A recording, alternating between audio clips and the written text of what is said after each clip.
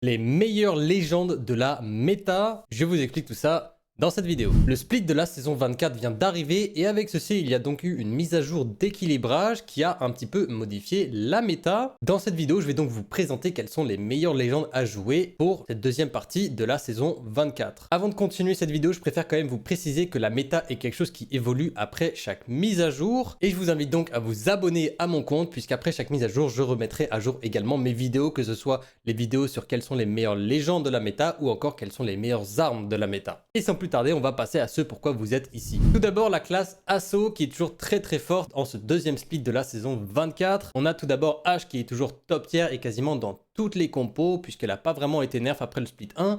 Donc elle est toujours top tier. Et en deuxième position, on a toujours Ballistic qui en fight est vraiment insane. J'ai fait une vidéo complète d'ailleurs sur Ballistic que je vous invite à aller regarder. Ensuite, la classe Escarmouche revient énormément en force dans la méta, notamment grâce au buff que cette classe a reçu lors de ce split. J'ai fait une vidéo complète là-dessus que je vous invite à aller regarder. On a ensuite le meilleur perso de la classe qui est tout simplement Alter. Pareil, j'ai fait une vidéo complète là-dessus que je vous invite à aller regarder pour mieux comprendre pourquoi elle est aussi forte. En deuxième position, et oui c'est Vraze qui revient aussi très fort dans la méta. Pareil, j'ai une vidéo complète là-dessus qui vous présente tous les changements dessus, donc je vous invite aussi à aller voir cette vidéo pour mieux comprendre pourquoi elle est aussi forte maintenant. Et en troisième position, je vais mettre tout simplement Revenant qui est aussi très fort. Il a été buff individuellement en plus du buff de la classe d'Escarmouche donc, et il est actuellement très fort et très joué. Et ensuite, j'ai quand même envie de donner une mention honorable, que ce soit à Pathfinder ou encore Octane, qui reviennent un petit peu mais qui sont pas aussi forts que les légendes citées précédemment. Et d'ailleurs, petite précision, mais dans le patch note, les développeurs ont précisé que Pathfinder allait être buff encore dans un avenir très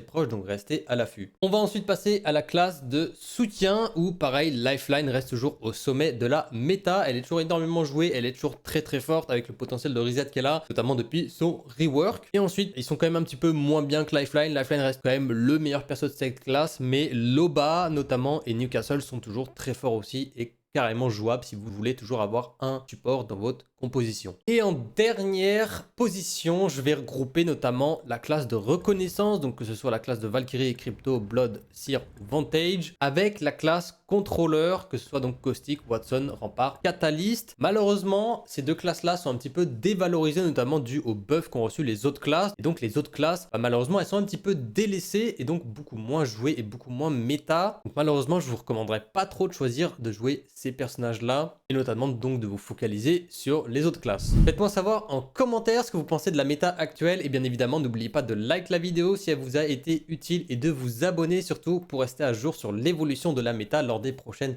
mises à jour dont je ferai bien évidemment des vidéos. Merci à vous et on se retrouve très bientôt pour une nouvelle vidéo.